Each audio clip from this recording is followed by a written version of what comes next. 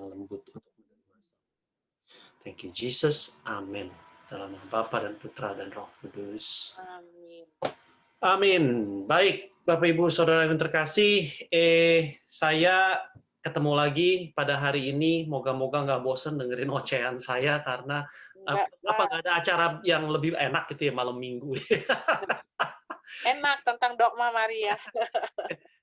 Sip, makanya saya cuma mau ngulang dulu sebentar karena mungkin ada satu dua orang yang mungkin minggu lalu nggak ikut dan juga buat kita semua sebagai semacam refreshing aja gitu ya.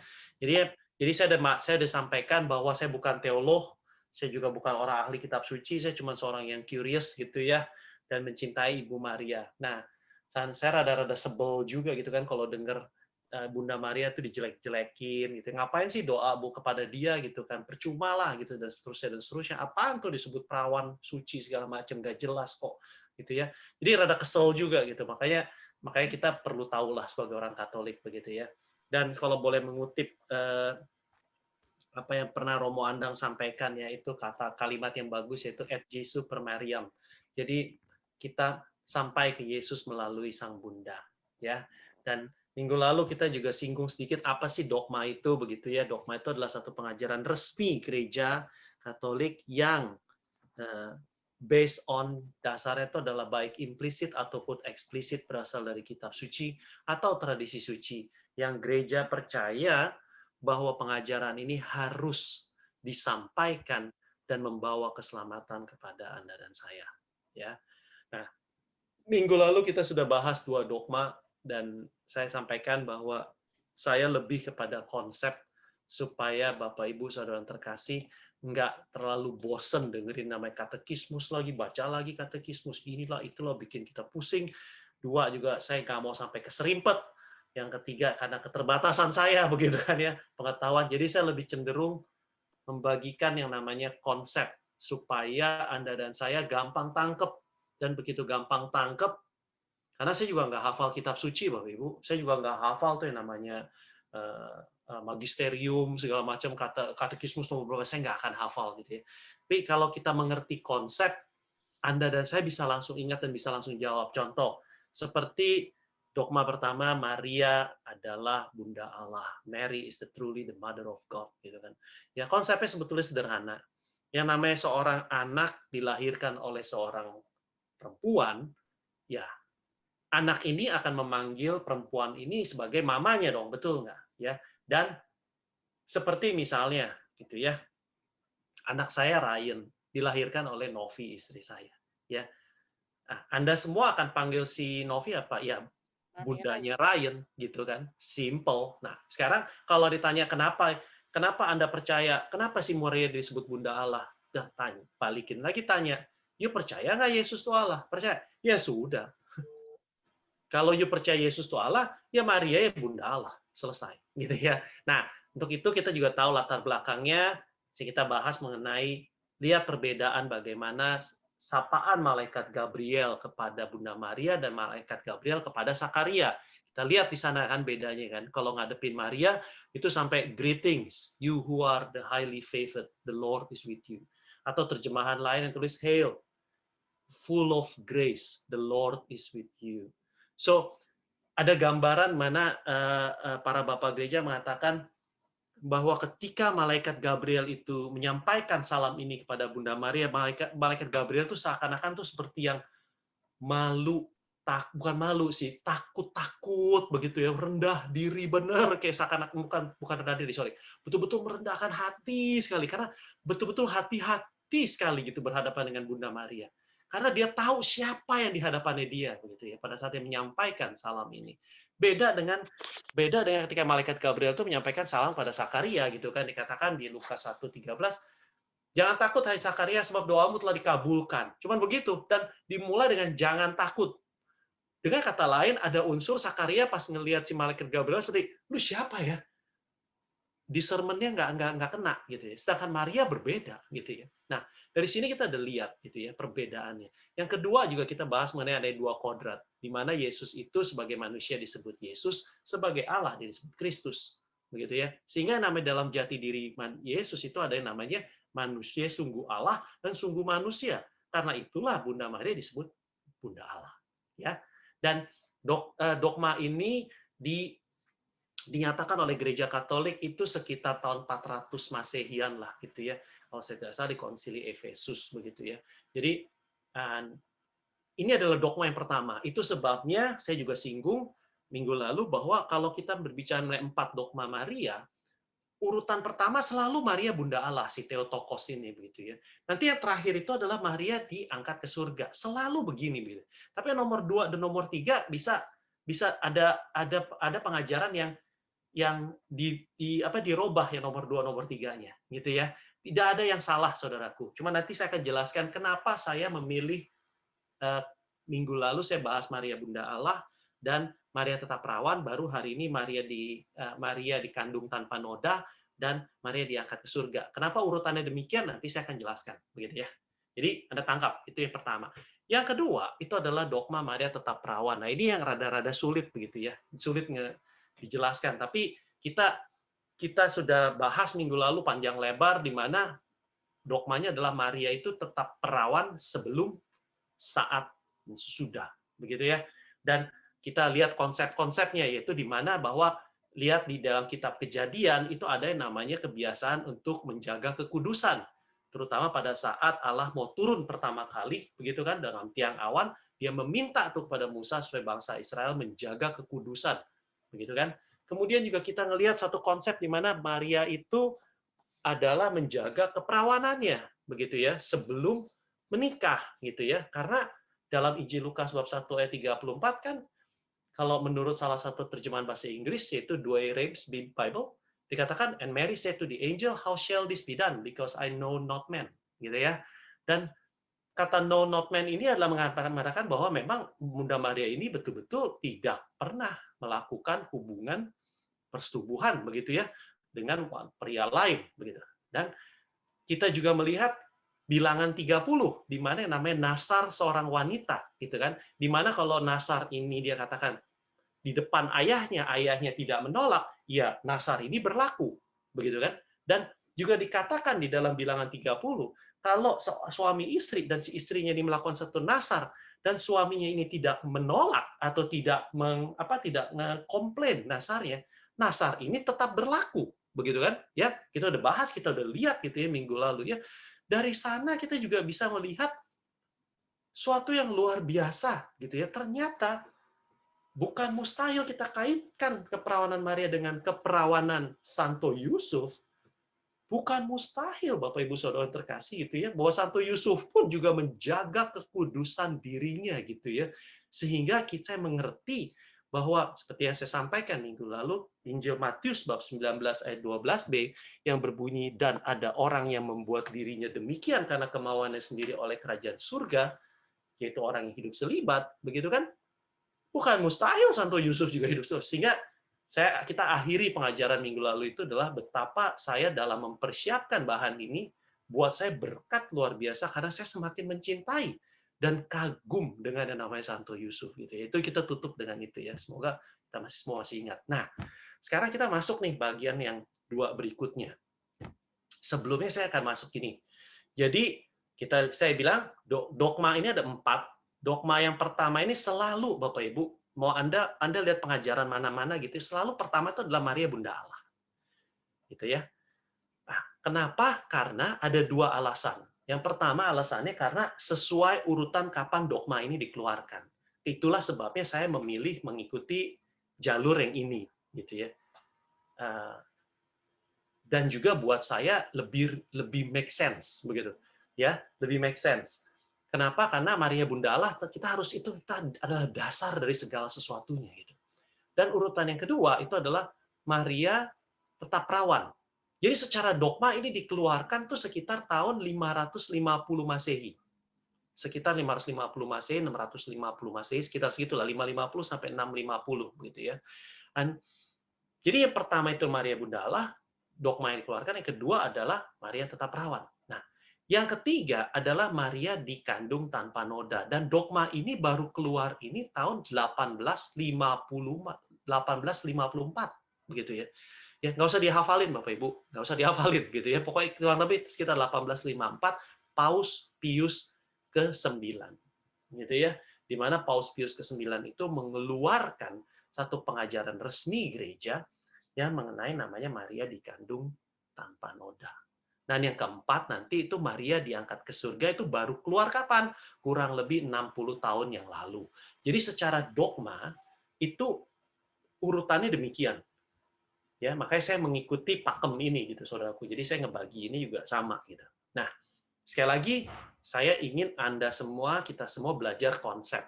Buat saya konsep supaya kita gampang ngerti. Nah, Maria dikandung tanpa noda, Immaculate Conception. Begitu ya. Nah, ini nih betul-betul implisit. Jadi nggak jelas nih ayatnya, gitu ya. Nggak jelas ayatnya. Nggak ada tuh kalau kita mau cari mana-mana Alkitab yang berkatakan bahwa Maria itu dikandung tanpa noda.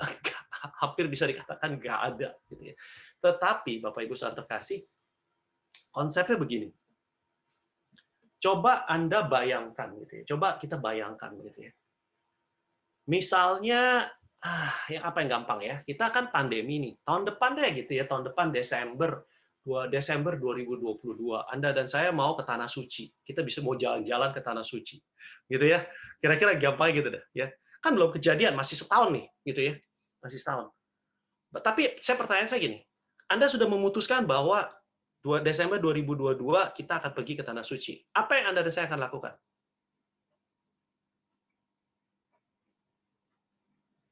Kumpulin duit. Persiapan. Persiapan, ngumpulin duit, apalagi? Saya senang tuh kata pertama persiapan. Apalagi?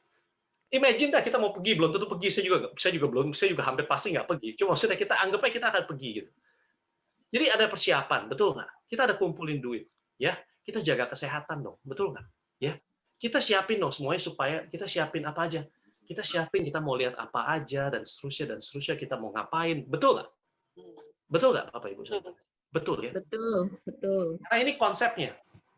Sekarang coba Anda buka kitab Kejadian bab 3 ayat 15. Kalau ada yang punya Alkitab boleh baca, boleh buka cepat begitu ya.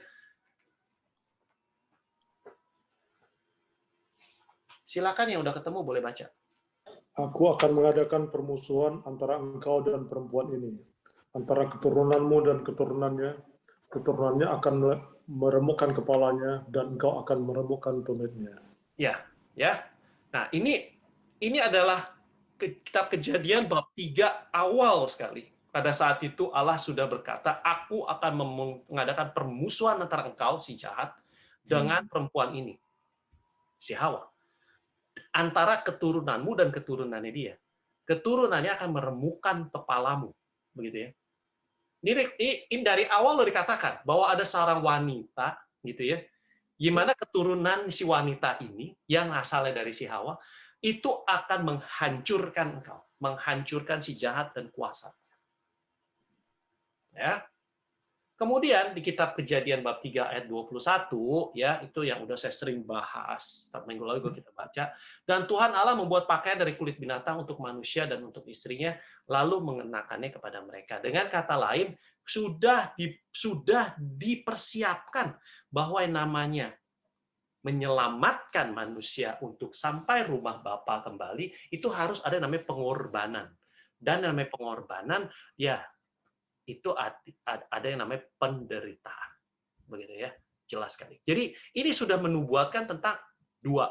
Satu, itu seorang wanita yang mempunyai keturunan yang akan menghancurkan. Jadi fokusnya itu kepada si keturunan yang akan menghancurkan si iblis.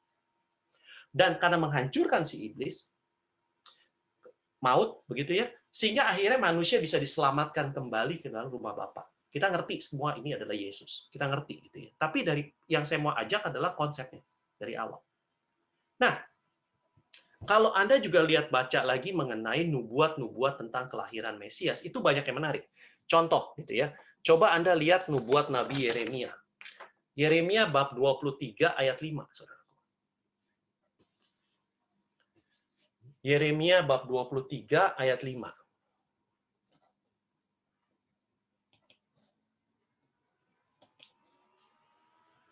Silakan. Ketemu? Ayat berapa, Lin? 23 ayat 5. Sesungguhnya waktunya akan datang. Demikianlah firman Tuhan, bahwa aku akan menumbuhkan tunas adil bagi Daud. Ia akan memerintah sebagai raja yang bijaksana dan akan melakukan keadilan dan kebenaran di negeri. Ya, ya. Jadi dengan kata lain, Nabi Yeremia yang hidupnya itu ratusan tahun sebelum kelahiran Yesus sudah menubuatkan bahwa namanya apa? Ada satu tunas adil keturunan Daud. Dia akan memerintah sebagai raja. Gitu ya. Nah, terus ada nubuat lain yang sengaja saya mau bawa di sini adalah Nabi Mika. Nabi Mika ini siapa? Nabi Mika ini berkarya di Kerajaan Selatan. Begitu ya, Kerajaan Selatan yang nantinya akan dibuang ke Babel. Begitu ya. Dia ini adalah muridnya Nabi Yesaya. Dan dia itu banyak pengaruh daripada si Nabi Amos, begitu ya. Saya belakangan rada senang nih mengenai nabi-nabi karena banyak sekali nabi-nabi kecil ini kalau kita perhatikan itu menarik gitu ya. Makin menarik apalagi kalau kita ngelihat dimasukkan secara sejarah tuh Allah tuh luar biasa, kayak planningnya tuh betul-betul hebat gitu ya untuk membawa keselamatan. Nah, salah satu yang menarik adalah itu nubuat beliau Nabi Mika bab 5 ayat 2. Kalau Anda buka, itu tulisannya begini. Tetapi engkau hai Bethlehem Efrata, hai yang terkecil di antara kaum-kaum Yehuda, daripadamu akan bangkit bagiku seorang yang akan memerintah Israel yang permulaannya sejak purbakala, sejak dahulu kala. Mika sudah menubuatkan. Padahal pada saat Mika ini berkarya, Kerajaan Selatan itu belum pecah. Belum dibuang. Sekali lagi, Nabi Mika pada saat dia bernubuat, itu Kerajaan Selatan belum dibuang. Jadi dia sudah menubuatkan bahwa Kerajaan Selatan bakal dibuang, tapi nanti lu bakalan kembali, gitu kan? Gitu kan? Nanti kamu tuh di Bethlehem Efrata itu kamu tuh akan dapat yang namanya seorang Mesias, gitu ya. Ini luar biasa. Gitu ya. Nah, kalau saya gabung dengan yang namanya nubuat Yesaya bab 7 ayat 14. Ini kunci daripada Ibu Maria dikandung tanpa noda, Saudara. Kalau Anda buka Yesaya bab 7 ayat 14, nggak apa-apa saya bacain. Sebab itu Tuhan sendirilah yang akan memberikan kepadamu suatu pertanda. Sesungguhnya seorang perempuan muda mengandung dan akan melahirkan seorang anak laki-laki, dan ia akan menamakan dia Immanuel. Nah, saya mau ambil waktu di sini. Again, konsep. Tuhan sendiri yang akan memberikan kepadamu suatu pertanda, sesungguhnya seorang perempuan muda yang mengandung dan akan melahirkan seorang anak laki-laki, ia akan menamakan dirinya Immanuel. Yesaya, sejarah sedikit Bapak Ibu Saudara terkasih, semoga nggak bosan. Yesaya itu panjang sampai 65 bab. Ya. Bab 1 sampai bab 39 disebut proto, sebelum pembuangan. Ini dia bab 7 ayat 14 yang tadi Anda dan saya baca, itu sebelum bangsa Israel dibuang. Sebelum dibuang, again sudah dinubuatkan. Jadi kalau Anda coba menangkap, Yesaya ini menubuatkan bahwa bangsaku, engkau karena kedegilanmu, dosamu, kalian tuh akan dibuang. Belum kejadian. At the same time, Yesaya juga menubuatkan seorang perempuan muda akan melahirkan Immanuel. Dengan kata lain, Yesaya ini mengatakan, kalian akan dibuang. Terus nanti Yesaya bab 40 sampai 55 itu adalah Yesaya pada saat pembuangan. Dan Yesaya bab 56 sampai 65 itu adalah pada saat apa? Kembali ke Yerusalem.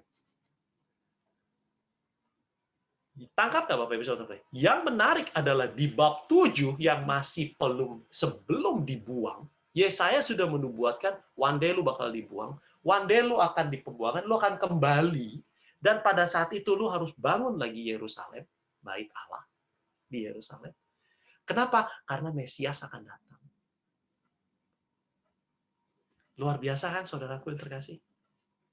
Kejadian ribuan tahun ini itu sekitar sebelum pembuangan. Pembuangan itu 587 sebelum Masehi. Jadi kurang lebih sekitar 600 sebelum Masehi. Sudah dinubuatkan. Dan yang namanya perempuan muda, perempuan muda itu bahasa Ibraninya adalah Alma, gitu ya. Saya tahu karena saya siapin, gitu ya. Bukannya jadi abis ini jangan tanya saya bahasa Ibrani ya, saudaraku ya. Bahasa Ibraninya itu adalah Alma. Alma itu artinya seorang wanita muda yang belum pernah melahirkan. Belum pernah melahirkan. Berarti belum tentu perawan dong, Lin. Yang penting kan belum punya anak. Tak dulu. Dalam bahasa Yunaninya, terjemahan Yunaninya, rupanya dipakai kata yang menarik untuk Alma ini, si perempuan muda ini. Ya, namanya Parthenos. Sekali lagi, jangan bilang di sini, Lin, bahasa Yunani kamu jago ya. Enggak, gitu ya. Nah, Parthenos itu artinya virgin or maiden. Nah, kalau maiden, tanda Google, salah satunya itu adalah, selain itu perawan, maiden itu juga adalah celibate. Mana dia? Yes. Salah satu adjektifnya maiden itu adalah artinya apa? Celibate, celibat. Artinya apa? Ya, kita ada jelas. Perempuan ini perawan tidak pernah yang namanya berhubungan, bersetubuh dengan pria. Ya, luar biasa sekali hidup celibat. Ya. Nah, sekarang tangkap ini semua. Kalau Bapak Ibu Saudara terkasih, dari awal Allah sudah nyiapin Mesias datang.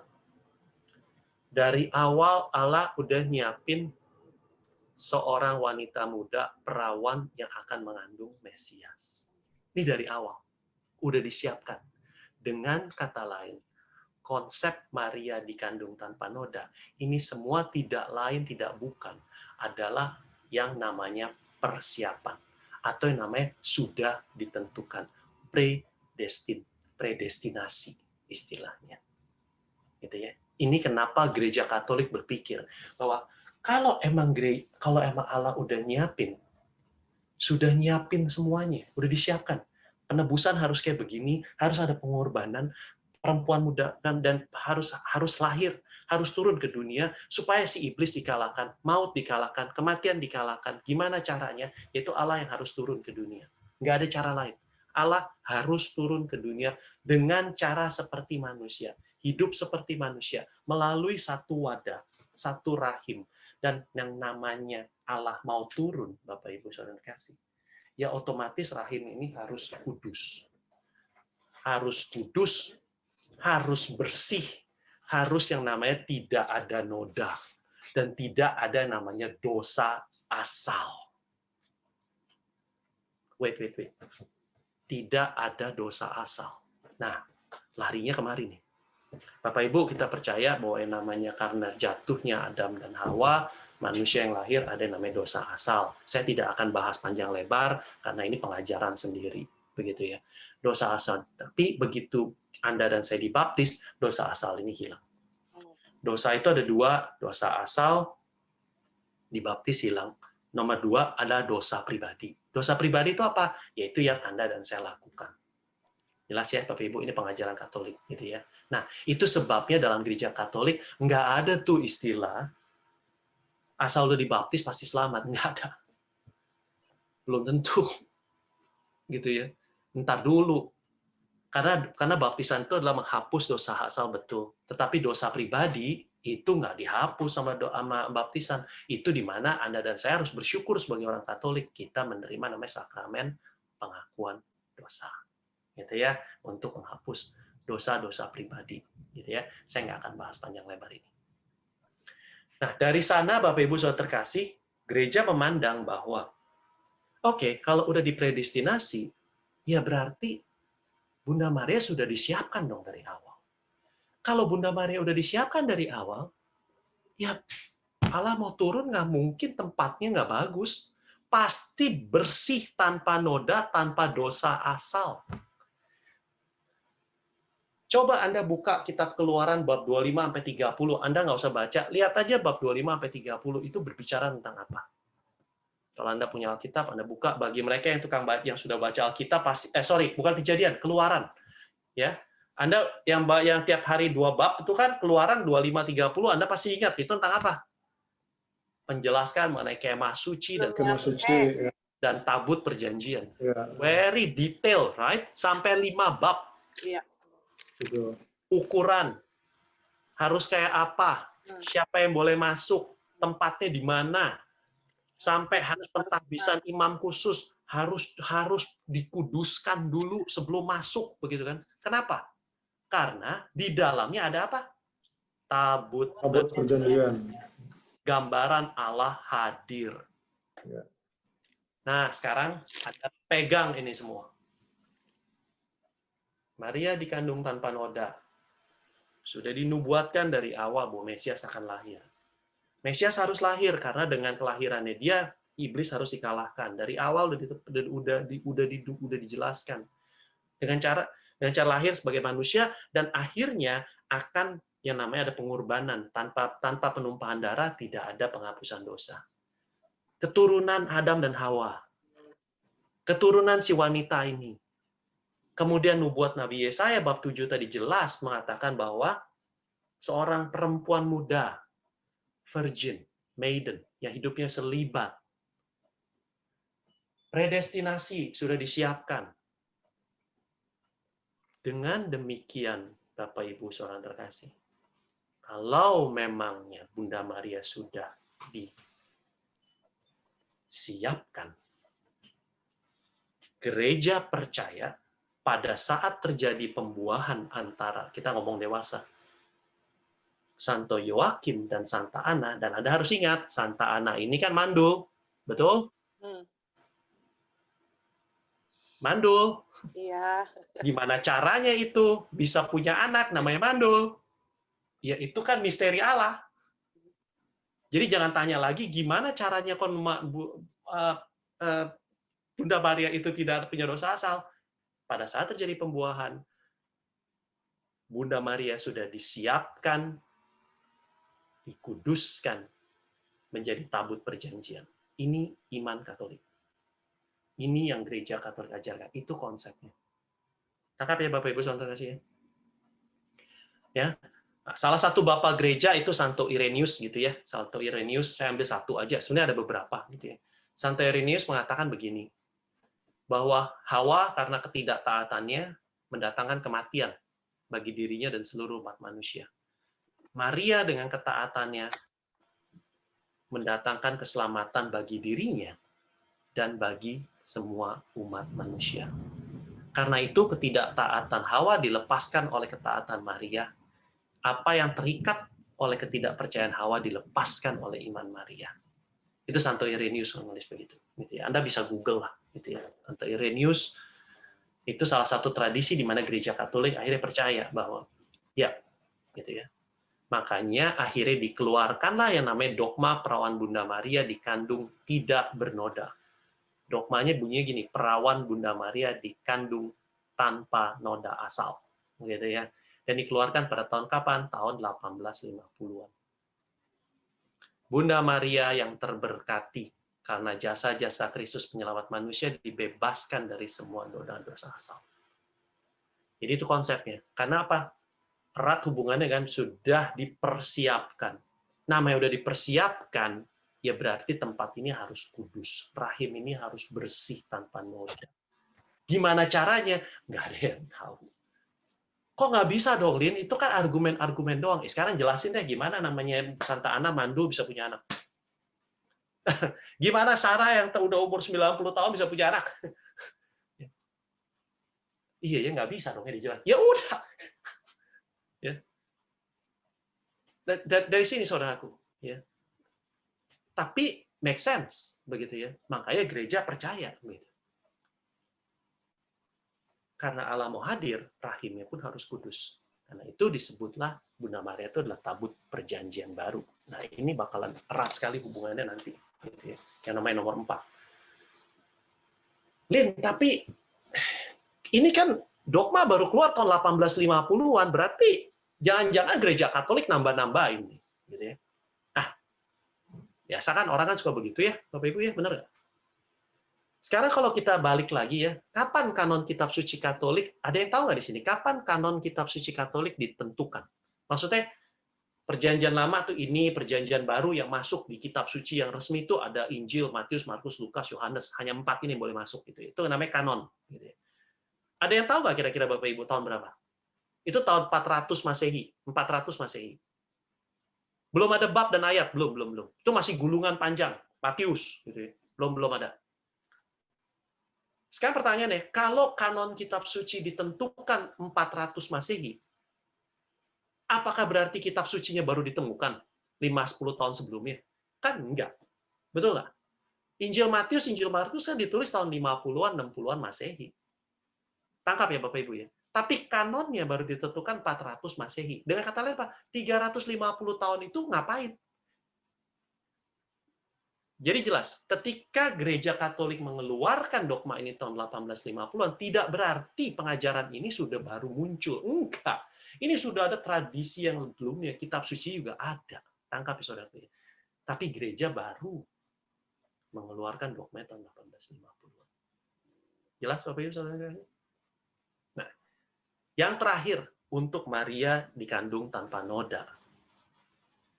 Tadi saya katakan, kapan pengajaran Paus Pius ke-9 ini dikeluarkan? Tahun 1854. 4 tahun kemudian, 1858. Penampakan Bunda Maria di Lourdes. Di Grotto Massabielle gitu ya. Di hadapan siapa? Gadis desa yang namanya Bernadette Soubirous. Jelas? Masih ingat dong ya Bapak Ibu ya? Pasti tahu dong ya, si Bernadette terkenal sekali. 4 tahun setelah Paus Pius mengeluarkan dogmanya bahwa Bunda Maria dikandung tanpa noda. Apa yang dikatakan oleh Bunda Maria kepada si Bernadette? Bunda Maria menyatakan dirinya sebagai perawan dikandung tanpa noda. The Immaculate Conception kepada Bernadette yang pada saat itu nggak ngerti. Jadi si gadis desa ini cuma nyampein, aku bertemu Bunda Maria. Dia menyebut dirinya perawan yang tak bernoda, tanpa dosa. Dengan kata lain, penampakan ini membuktikan pengajaran dogma gereja Katolik yang sudah dikeluarkan 4 tahun sebelumnya. Apa nggak luar biasa, Bapak Ibu? Buat saya sih waktu nyiapin bahan ini berkat. Waktu saya merasa jujur aja saudaraku, waktu Ci Yulia nanya, Lin mau isi apa? Saya nggak tahu kenapa saya ada panggilan, ya udah kita bawain mengenai dogma Maria. Waktu saya habis ngomong gitu, saya pikir-pikir lagi, Tuhan, kayak saya cari perkara juga begitu ya. Ini bukan bahan yang gampang gitu. Dan tapi saya waktu nyiapin, saya baca lagi, saya cari sana, saya cari sini. Saya sendiri jadi dapat berkat yang luar biasa. Sampai pada saat nyiapin pun saya kadang-kadang suka teriak-teriak sendiri, saudaraku. Kayak siapa ya? Kalau yang saintis tuh yang teriak Eureka itu siapa sih? Ada yang tahu nggak? Ada kan saintis yang kalau nemuin satu Eureka gitu kan? Apa tuh istilah itu? Jadi beneran. Ya betul. Saya waktu nyiapin. Filial PSM Makassar. Hah? Siapa Pak Fred? Filial PSM Makassar. Ya, saya sampai teriak-teriak. Aduh, haleluya begitu gila. Jadi kayak seperti yang kemarin saya waktu kita bahas mengenai saya jadi semakin bangga dan kagum sama Santo Yusuf. Bukan mustahil Santo Yusuf itu adalah pernyataan Yesus di Matius 19 yang mengatakan ada orang-orang yang menjadikan dirinya selibat karena kerajaan Allah. Baru saya bisa nangkep. Jangan-jangan Yesus ini mau nyebut ini sebetulnya contohnya siapa? Contohnya adalah bapak gua itu. Kira-kira begitu. Jadi saya semakin kagum. Dan kali ini pun juga saya semakin kagum waktu nyiapin. Saya tahu tentang cerita tentang Bunda Maria Immaculate Conception bertemu dengan Bernadette. Saya tahu, tapi saya baru betul-betul baca benar gitu ya. Bahwa namanya rupanya penampakan ini terjadi 4 tahun setelah Paus Pius ke-9 mengeluarkan dogma ini. Dengan kata lain, apa yang diajarkan gereja Katolik dikonfirmasi. Aduh, luar biasa. Makanya tuh, oh my God. Ya, dalam arti yang penuh hormat. Pada saat kita menerima konsekrasi di gereja, ya Tuhanku dan Allahku. Ya, ini luar biasa, Bapak Ibu. Tangkap ya. Jadi konsepnya apa? Udah dipersiapkan. Sudah predestined. Rahimnya harus kudus. Sehingga pada saat terjadi pembuahan Santo Yoakim, antara Santo Yoakim dan Santa Ana yang tadi mandul, disitulah Bunda Maria si janin ini sudah sempurna. Karena apa? One day, menurut nubuat Nabi Yesaya, perempuan muda inilah yang akan melahirkan Mesias. Dan kita ngerti dari dogma ke-1, dogma kedua, dogma ketiga. Kita jadi nangkep nih. Nggak heran. Gitu ya. Urutan begini lebih pas. Gitu ya. Nah, sekarang kita lihat yang keempat. Maria diangkat ke surga. Gitu ya. Maria diangkat ke surga ini, itu di assumption, Mary was assumed body and soul into heaven. Gitu kan? Itu baru dikeluarkan oleh Paus Pius ke-12 tahun 1950. Ini yang tadi saya ada minta sebelumnya Pak Dani, nanti ada bisa kita buka gitu ya dokumen yang namanya Munificentissimus Deus gitu ya. Nanti kita bisa buka, kita lihat pengajaran resmi itu ada sekitar 40 sekian poin gitu. Nanti kita cuma buka satu-satu aja gitu, satu-satu. Nah, tangkap ya, sudah ya, saudaraku, masih kuat nggak? Masih semangat nggak? Lemes juga ya. Masih. Yang ngajarnya yang lemes. Jadi kenapa saya taruh Maria dikandung tanpa noda? Saya ngikutin Katolisitas terus terang. Kalau Katolisitas ngasih tahu tuh Maria dikandung tanpa noda nomor 3, baru nomor 4 karena ini betul-betul relate sekali. Jadi ngelanjut. Bisa dikatakan Maria dikandung tanpa noda asal ini adalah semacam base-nya, dasarnya. Tapi semua itu base-nya adalah ya Maria Bunda Allah, itu yang paling pertama. Gitu ya. Nah, teman, yang ketiga ini Maria dikandung tanpa noda ini menjadi dasar daripada yang berikutnya, Maria diangkat ke surga. Konsepnya begini. Karena tadi pada saat pembuahan antara Santo Yoakim dan Santa Ana gitu ya, sudah dikuduskan. Allah membuka rahimnya Santa Ana, betul? Karena dia mandul. Terus dikuduskan. Dengan kata lain, Maria ini bukan manusia sembarangan. Gereja memandangnya begini. Berarti kalau nih ya, kita sudah keluarin dogma Maria itu Bunda Allah. Maria ini perawan, iya. Sebelum, saat, dan sesudah. Betul, setuju. Terus Maria ini tidak dikandung tanpa noda asal. Ya. Berarti Maria ini bukan kayak manusia biasa loh yang diciptakan dengan hembusan nafas Allah ada yang nanti kembali ke debu. Ya, bukan. Bener juga. Karena manusia khusus nih, karena udah disiapin. Jadi itu konsep awalnya. Jadi gereja tidak bisa membayangkan bahwa Bunda Maria itu akan kembali menjadi abu.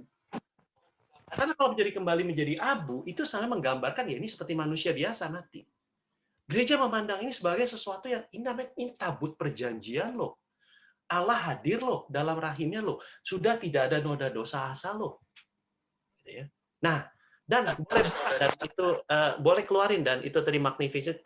Kamu buka nomor 5 deh. Kasih lihat nomor 5. Mungkin bisa di blow up nomor 5. Ya, Bapak Ibu bisa baca nomor 5. Nah, gitu ya. Boleh pakai kacamata, lihat begitu ya. Now God has willed the Blessed Virgin Mary should be exempted from this general rule. She, by an entirely unique privilege, completely overcame sin by her immaculate conception. Pengakuannya diri sendiri loh, ya. Didapat di depan siapa? Bernadette, begitu kan? And as a result, she wasn't subject to the law of remaining in the corruption of the grave. And she did not have to wait until the end of the time for the redemption of her body. Ini konsep gereja. Waktu kita baca gitu ya. Make sense. Ya. Anda dan saya boleh nggak usah hafal katekismusnya. Anda dan saya boleh nggak hafal ayat-ayatnya. Anda boleh nggak hafal tahun-tahunnya. Tetapi konsep. Kalau yang namanya kita percaya bahwa Maria adalah Bunda Allah, Maria itu adalah perawan yang sebelum, saat, dan sesudah. Dan Maria ini dikandung tanpa noda, karena tadi rahim ini harus kudus. Ya berarti dia manusia yang unik, simple as that, sebetulnya. Apalagi Bapak Ibu Saudara kasih, yang namanya hamil, kan bersatu ya. Yang dimakan si ibu, ya dimakan si anak dong. Betul nggak? Semua kan satu. Ya. persatuan yang sempurna antara Bunda Maria dengan Allah yang dalam rahimnya. Itu sebab, dan kalau kita lihat kitab sucinya, ternyata ada, saudaraku. Coba lihat Mazmur 132 ayat 8. Mazmur 132 ayat 8. Ini karena dia udah ini, saya pengen nanya itu aja. Mazmur 132 ayat 8. Hari ini agak banyak nih ayatnya, karena betul-betul sebetulnya tuh, jadi kalau dibilang ayat nggak ada di kitab suci, itu juga sebetulnya salah juga. Ada sebetulnya di kitab suci, cuman nggak jelas menyebut gitu ya, nggak jelas menyebut, tapi betul-betul implisit.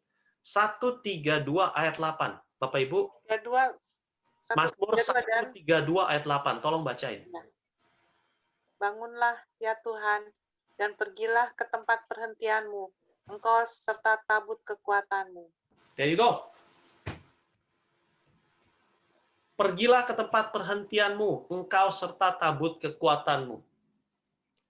Tabut tadi siapa? Maria. Maria. Oh iya. Kemudian Bapak gereja yang lain, ya saya lupa namanya siapa, saya nggak lupa namanya, saya nggak catat di sini. Juga menyebut mengenai gini, Injil Lukas bab 2 ayat 35. Tadi itu peristiwa gembira kelima. Belum lama selesai loh, belum sampai sejam yang lalu loh, udah lupa kali ya. Itu disebut tuh Lukas 34:35, Lukas 2 34 35, yaitu Simeon. Ayat 35 apa? Boleh buka lagi itu tadi presentationnya. Nggak apa-apa. 2:35. Yeah. Dan suatu pedang Simeon, yang 34 dong yang Ya, Simeon. 34 sama 35 kan Simeon juga, dua-duanya Iya. juga Simeon. Dia bilang apa yang ayat 35-nya?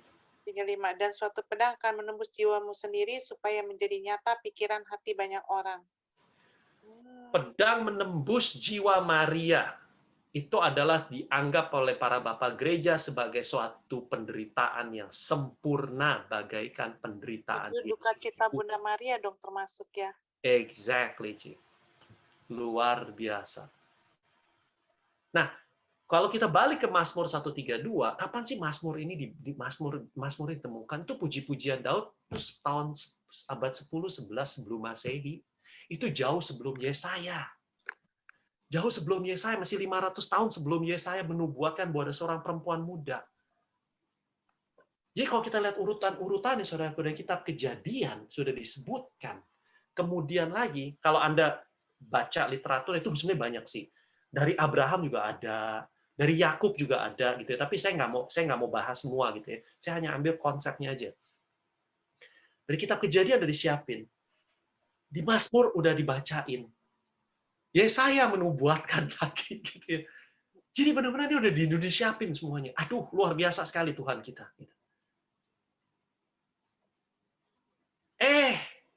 Bapak Ibu, sekarang saya minta tolong buka dan tolong lihat ke Wahyu 11. Wahyu 12 ayat 1.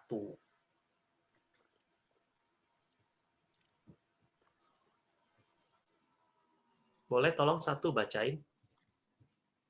Wahyu bab 12 ayat 1. Maka tampaklah satu tanda besar di langit. Seorang perempuan berselubungkan matahari dengan bulan di bawah kakinya dan sebuah mahkota dari 12 bintang di atas kepalanya. Ya, nah perempuan ini kan gambarannya siapa? Ibu Maria ya, jelas ya. Maria. Bapak Ibu ada yang ingat nggak tadi saya ada sampaikan? Kanon kitab suci tahun berapa? 400. Wah, tepat.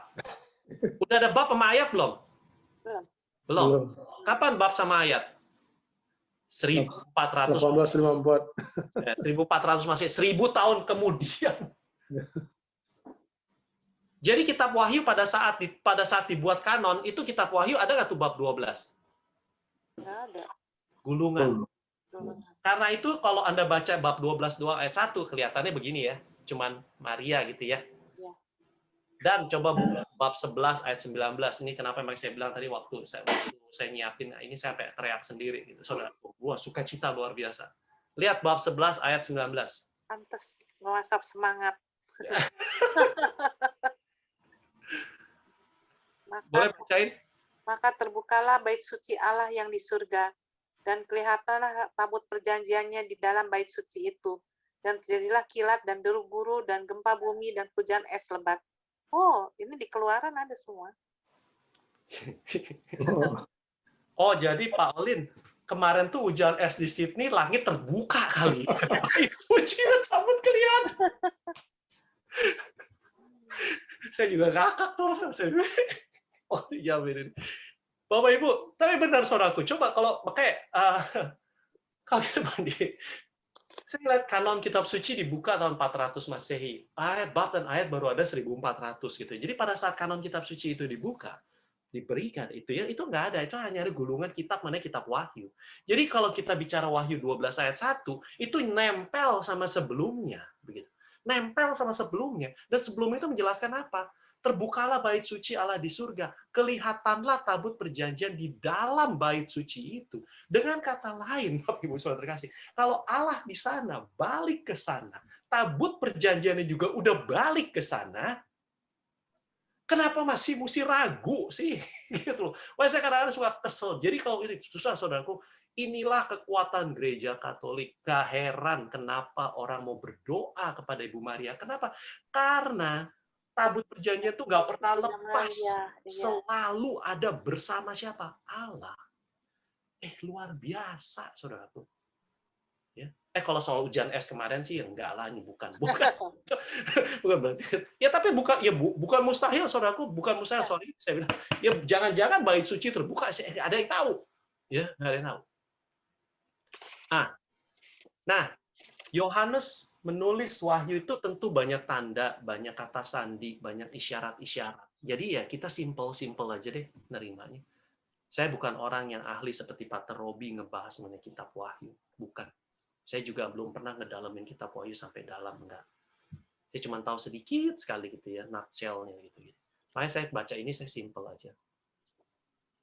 Maria tabut perjanjian baru, bait suci terbuka, Anda dan dia bisa melihat, Yohanes bisa melihat yang namanya tabut perjanjian bersama Allah di sana.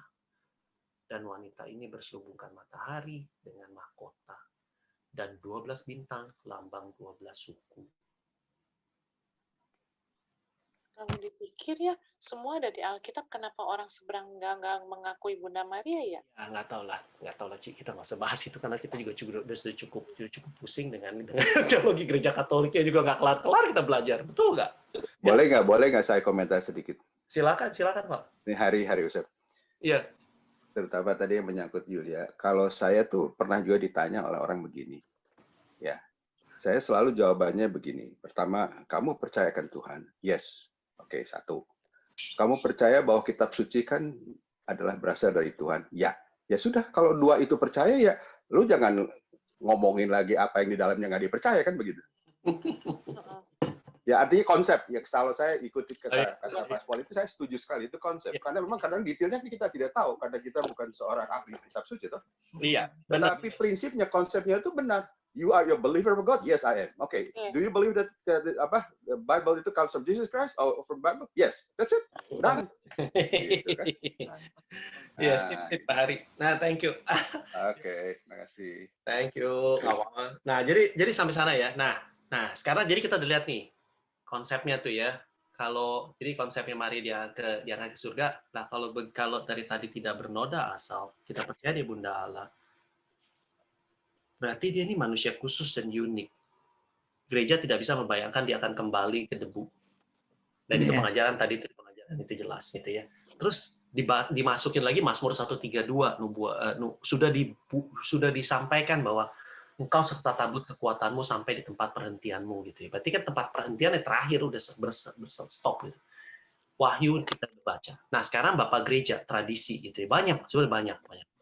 Saya temu satu yang dari dari Catholic Herald gitu ya, si Father William Saunders bilang begini.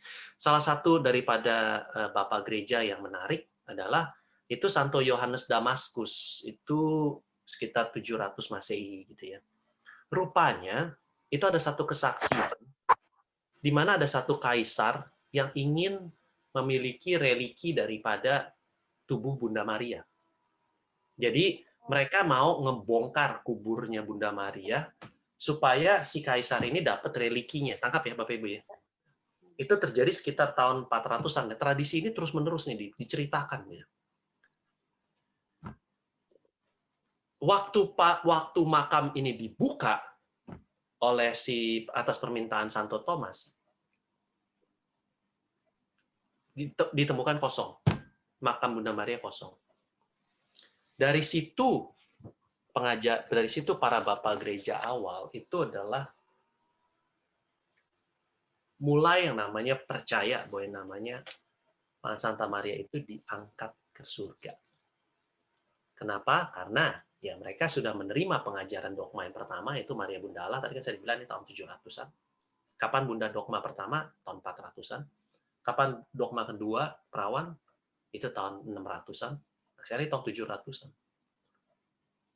Dan karena Maria ini tetap perawan, panoda, tetap perawan dan dia ada Bunda Allah. Karena itu para bapak gereja percaya bahwa yang namanya Bunda Maria ini diangkat ke surga. Tapi secara gereja Katolik, begitu ya, pengajaran resminya melalui dokumen MD tadi itu, apa yang namanya, saya sendiri bacanya juga susah, Munificentimus Deus, begitu ya, baru keluar tahun 1950. Nah, dan boleh dikeluarin lagi dan itu tadi.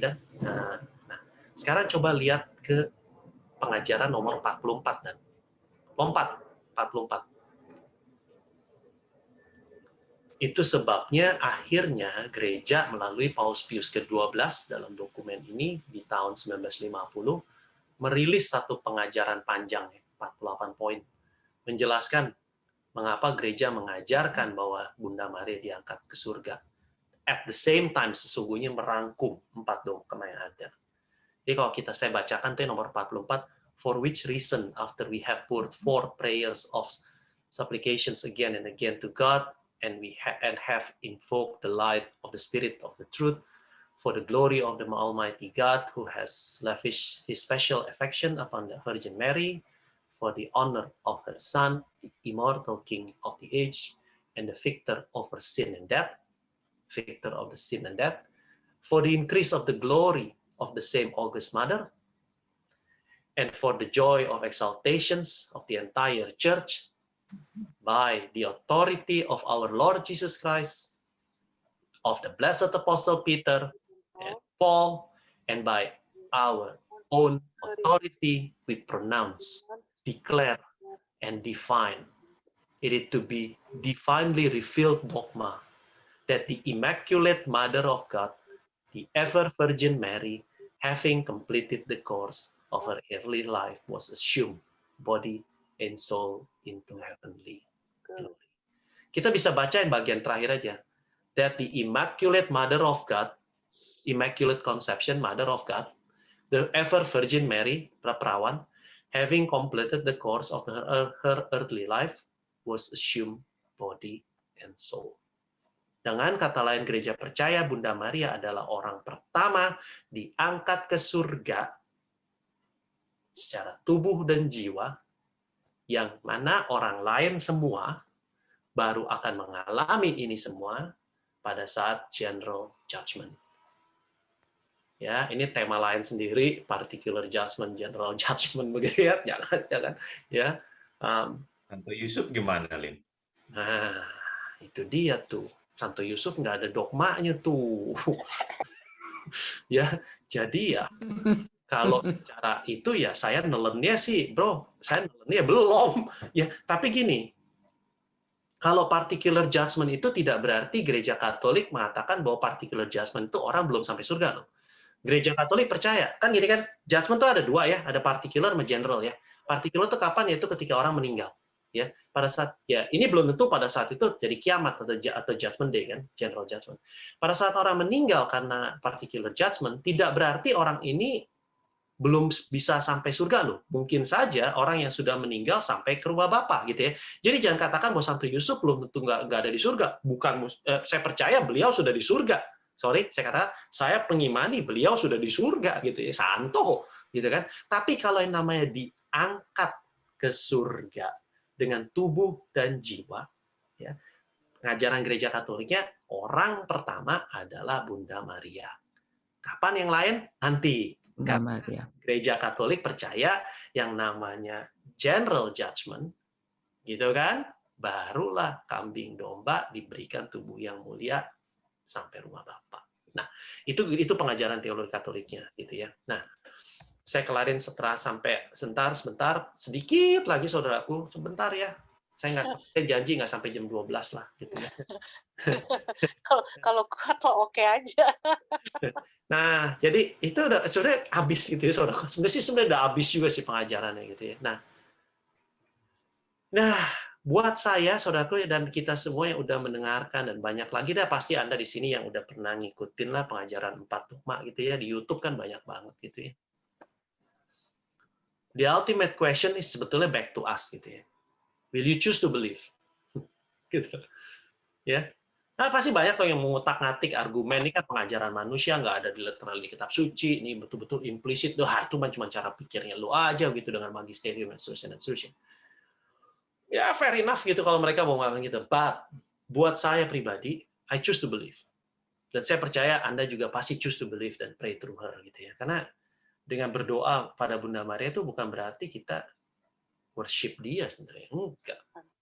Bukan worship dia kayak Allah gitu, enggak. I guess kita aja manusia juga suka nge-worship manusia juga kan, betul nggak? Ya, contoh kita ada orang yang nge-worship Beatles, ada orang yang nge-worship itu artis Korea Kim Tae-hee gitu kan, Bogum siapa lagi gitu ya.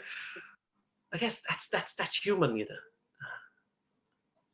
Saya mau balik lagi ke tadi Wahyu 11:19a. Terbukalah bait suci yang ada di surga, kelihatanlah tabut perjanjiannya di dalam bait suci itu. Kalau Anda imani ini adalah tanda bagaimana Rasul Yohanes menulis yang mengatakan, dia mau sampaikan. Aduh, udah deh, jangan pilih Allah yang lain, karena pada akhirnya Allah itu cuma satu. Dan pada saat semuanya terbuka, Allah itu bersama tabut perjanjiannya. Dan tabut perjanjiannya itu siapa? Bunda Maria. Masih meragukan keefektifan doa melalui Bunda Maria? Saya sih enggak deh. Enggak berani. Gitu ya. Selamat malam, Tuhan memberkati. Semoga boleh menjadi berkat ya. Jadi jangan terlalu buat saya juga nggak hafal tuh namanya katekismus, baca wow, si ayat ini, ayat itu gitu kan, nggak mana bisa hafal lah. Saya berharap 2 hari ini kita bisa sama-sama belajar ya konsep gitu ya, sehingga kenapa Gereja Katolik mengajarkan 4 dogma ini, karena memang bukan hanya soal make sense, karena apa yang buat saya make sense belum tentu make sense buat Anda, begitu ya. Tetapi dogma itu munculnya adalah dari tradisi suci dan tulisan suci. Tulisan suci itu apa? Ya Alkitab. Tradisi suci itu apa? Ya kebiasaan kehidupan para bapak gereja di awal-awal tahun. Di mana belum ada namanya seperti sekarang di record dan sebagainya. Tradisi ini. Justru itu gereja harus menyelidiki benar-benar sampai akhirnya gereja berani mengeluarkan pengajaran. Karena itu dogma itu adalah suatu pengajaran resmi. Spesifik secara formal harus disampaikan gitu ya, kepada Anda dan saya sebagai orang Katolik, karena pengajaran ini gereja percaya membawa Anda dan saya kepada keselamatan. Itulah namanya dogma. Ada implisit, kadang-kadang eksplisit. Ya. Baik, Bapak Ibu saudara terkasih, itu dia yang saya bisa bagikan. Ya, makasih Olin. Boleh nimbrung sedikit lagi, Olin? Boleh nimbrung sedikit lagi? Oh, silakan. Saya ini Hari Ustaz. Sip. Jadi kalau memang definisi dari worship itu kalau menurut kamus itu adalah to adore, ya, adore. Jadi nggak apa-apa sih, memang Anda sebenarnya udah sampaikan di waktu lalu bahwa worship itu is adore, different daripada kalau kita kepada Tuhan kan bukan adore kan, ya kalau ke Bu Maria menurut saya adore memang worship. Itu terjemahan di kamus yang saya baru lihat. Ya, oke, terima kasih. Sip, thank you Pak. Apa kabar? Udah lama banget nggak ketemu kita. Sehat, makasih. Mesti datang ke Isten Sabat. Jadi kalau udah ngopinya bisa. Iya nih, gila. Kira-kira ada yang mau bertanya sama Olin nggak? Ada yang tanya boleh, saya bisa jawab boleh. Kalau enggak, saya simpen dulu, begitu ya, seperti biasa. Ada yang mau bertanya, Juven? Atau mau mungkin nggak harus bertanya aja sih, tapi mungkin ada yang mungkin mau nambahin atau mau nyemangatin, begitu kan? Ada yang mungkin punya. Ada yang Arti menyemangati itu artinya adalah misalnya mungkin punya pengalaman bahwa atau mungkin jadi baru ketemu, oh iya make sense juga ya begitu kan ya. Di chatting ada yang chatting, namanya Agus Susanto ya. Oh, kok Agus di sini? Iya, tadi dia bilang apa ya? Kayaknya ke Olin langsung kali ya. Udah jalan. Oh, iya, halo nih dari Jakarta nih. Halo kok. Iya, Alin. Selamat sore, selamat malam. Iya. Apa tadi cari-cari yang teriak Eureka itu Archimedes ya? Oh iya tuh. Ketemu gitu kira-kira ya. Iya. Iya kan, itu betul loh. Emang kitab suci itu banyak yang ibaratin kayak apa ya? Kayak reruntuhan harta karun ya, makin digali makin banyak yang ketemu, bagus-bagus, dalam-dalam kan. Kita kagum-kagum, wah, oh ternyata bisa nyambung begini ya. Thank you Pak, malam ini saya juga dapat banyak dari Olin sekalipun agak telat tadi joinnya. Oh iya, nggak apa-apa, thank you kok. Iya. Thank you. Saya mau nanya, Bunda Maria itu meninggalnya umur berapa ya? Nggak meninggal. Iya nggak meninggal atau diangkat ke surga gitu. Iya, maksudnya diangkat ke surga. Ci Yulia bisa jawab nih. Nggak ahli aku. Wait, 73 secara tradisi. Karena itu dia namanya Corona Fransiskan, coba di Google. Corona Fransiskan itu adalah Rosari Corona Fransiskan, Rosari 7 Sukacita Maria. 7 sukacita ya.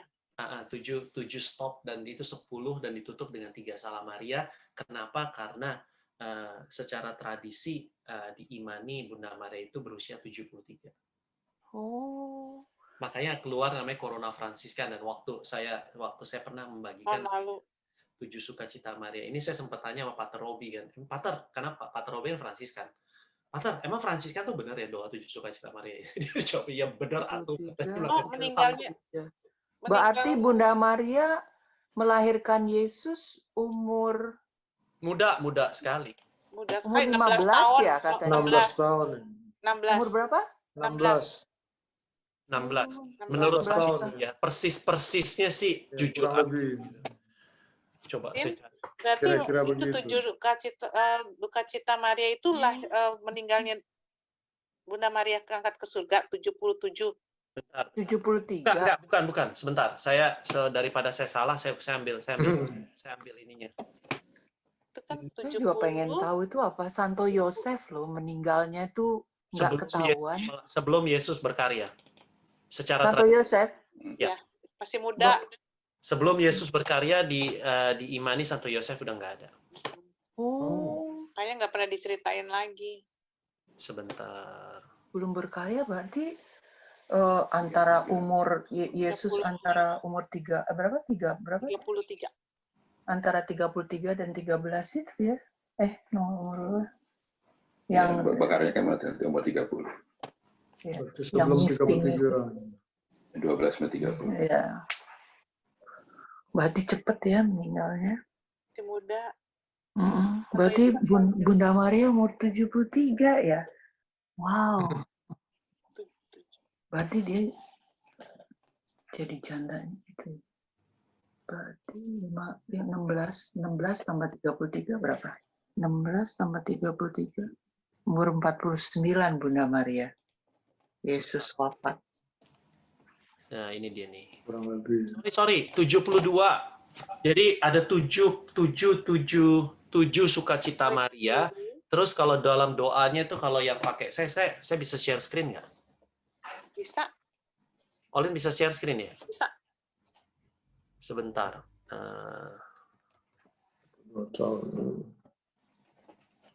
Share screen sebentar. Nah, ini dia nih, Corona Franciscan. Corona. Rosarionya bentuknya beda. Don't worry buat ininya, ini bentuk salibnya segala macam, jangan nggak usah dimasuk, nggak usah ini. Jadi sebentar. Oh, itu 2. Langsung masuk peristiwa pertama, dilanjutkan dengan doa 1 kali Bapa Kami, kemudian dilanjutkan dengan 10 kali Salam Maria. Nah, itu ada dilanjutkan dengan 6 peristiwa. Jadi total ada 7 peristiwa gitu ya. Oh. Dan baru ditutup dengan 2. Di sininya ada 2 nih, 2 butir. Salam Maria. Nah, kenapa itu jadi 72? Nah, ini dia. Tradisi diimani Bunda Maria berusia 72 tahun sebelumnya masuk surga. Saya ingatnya 3. Sorry, saya salah. Corona Franciscan. Iya. Ingat dah, sekarang harus ingat. Tapi kita belum pernah rosario lagi, hanya 1 kali waktu Olin ngajar rosario ini. Ada banyak macam-macam. Ini juga ada nanti ada devosi 7 duka cita Maria. 7 sukacita Maria. Jadi kalau ini ya enggak, kita bisa juga diikuti. 7 sukacita sama 7 duka cita rosarionya sama. Bukan, ini hanya 7 sukacita doa rosarionya. Iya, ini 7 sukacita. 7 duka cita lain lagi. Lain lagi kan? Lain lagi. Lain lagi. Tapi 7 juga. Iya. Tapi itunya Salam Marianya 3 ya, kalau nggak salah ya? Bukan, 7 kali 7. Oh, 7 ya? Sebentar. Jadi butir-butirnya bukan 10, butirannya juga beda. Rosarinya juga bentuknya beda. Oh, jadi butirannya bukan 10 tapi 7 ya? Iya, jadi waktu itu. Oh iya, saya punya kayaknya.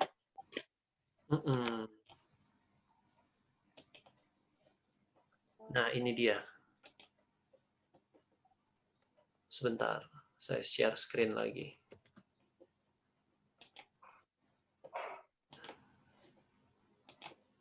Nah, ini dia.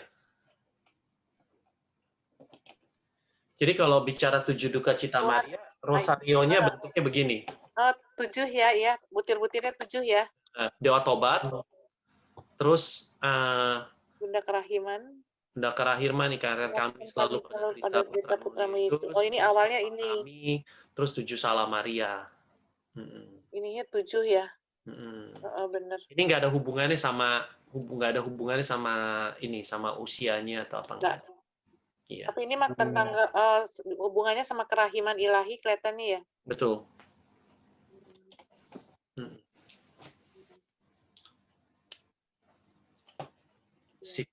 Ada satu lagi, Olin, kalau boleh. Silakan. Menyangkut motivasi nih ya. Tadi Anda singgung sedikit mengenai itu. Kalau saya dengar dari satu Romo Joseph, barangkali kenal ya, Bible Learning itu kan. Oh iya, yuk. Saya nggak kenal, cuman suka nonton saja. Besar. Jadi dia itu selalu mengatakan bahwa kalau kita mau mengenal Tuhan itu, the best way is membaca kitab suci. Kitab sucinya, gitu kan? The Bible itself, gitu ya. Bukannya misalkan melalui HP atau bukannya melalui materi-materi bacaan yang lain. Karena ya itu menurut dia nih ya, yang saya pernah dengar dia bilang begitu. Dan ini pengalaman saya pribadi juga, dan nanti saya yakin saya mau mengarah ke pernyataan saya terakhir tadi. Memang pengalaman saya pribadi itu ketika kita membaca kitab suci, dengan membaca melalui HP ataupun buku yang lain, itu ada satu energi yang berlainan yang kita rasakan. Ya. Jadi artinya memang the Bible itself itu has memang suatu energi atau suatu vibe ya yang luar biasa buat kita ketika kita membaca kitab suci instead of reading through a handphone atau media-media yang lain. Jadi saya mau seperti yang Anda lakukan ini sekarang ini untuk 4 dogma ini, saya sebetulnya dia secara positif sangat envy gitu ya terhadap Anda, envy dalam secara positif ya. Karena apa? Karena pengalaman itu ada suatu berkat yang luar biasa menurut saya. Iya. That you've gone through gitu kan? Iya. Jadi it is a blessing for you. It's daripada kita tepukin, wow, Olin hebat gitu kan? Saya bilang sih blessing itu yang luar biasa. Iya, Karena dengan seperti Anda bilang tadi, Eurekanya berapa kali kan? Memang betul itu.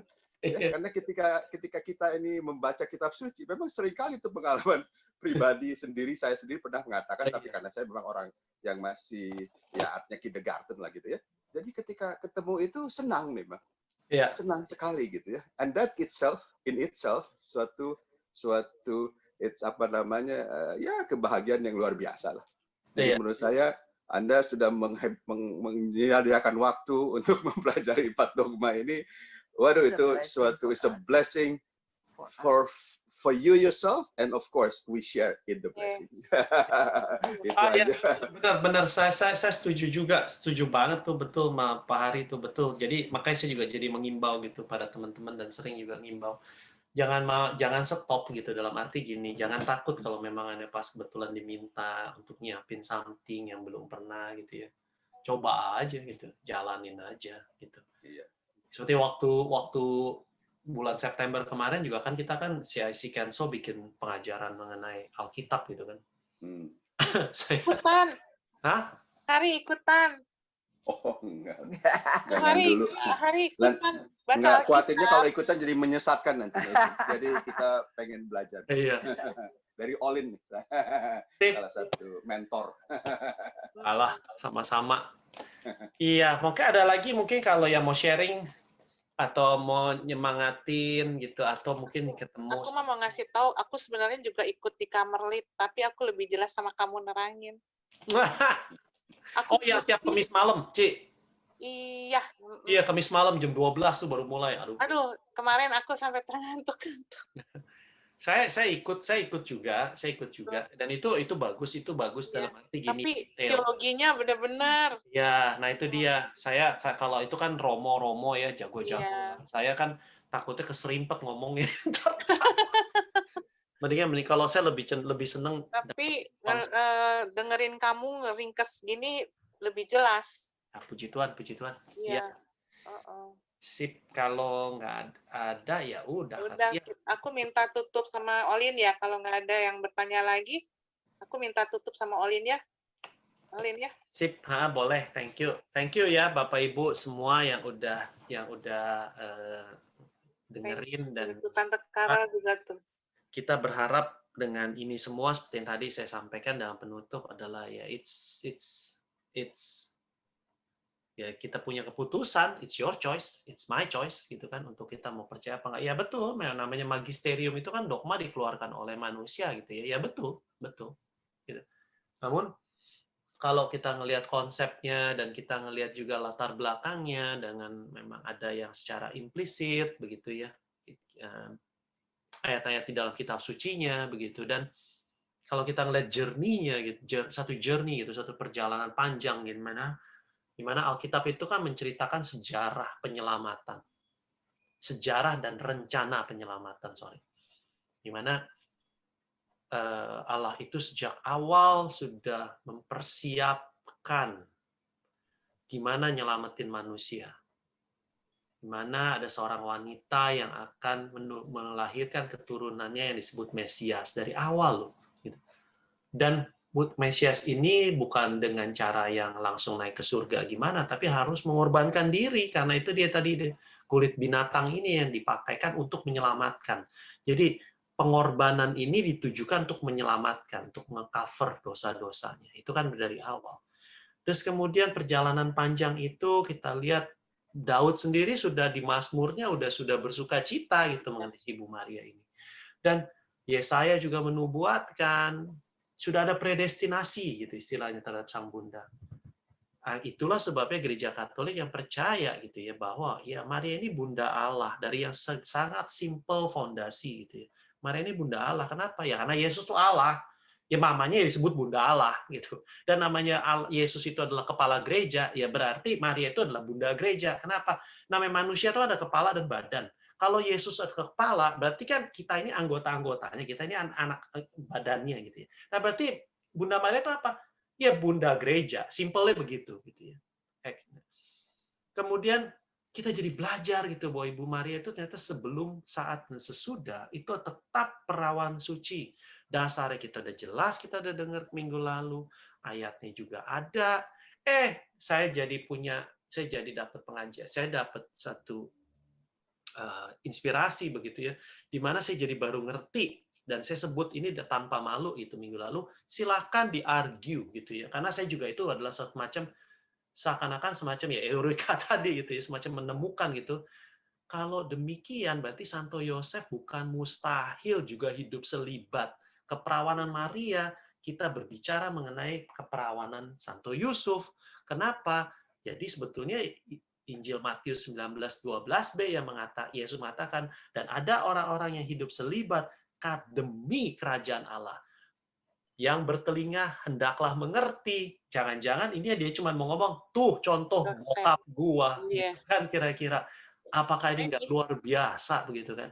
Dan dari konsep ini kemudian berpanjang, di mana Maria tanpa noda itu adalah dari awal gitu sudah disiapkan. Karena itu gereja menganggap bahwa ini kan makhluk yang unik gitu ya. Makhluk kurang ajar lah saya ngomong makhluk, tapi manusia yang unik gitu. Di mana memang jadi rahimnya Allah tanpa noda. Ya nggak bisa lah gereja ngebayangin hancur dalam kubur, menjadi debu. Nggak mungkin begitu kan. Juga di Wahyu ada gitu kan. Terbukalah langit, lihatlah Allah, bait suci terbuka, dan di situ ada tabut perjanjian. Dan kemudian perempuan, mahkota dengan 12 bintang. Bapak Ibu Saudara terkasih, luar biasa. Apakah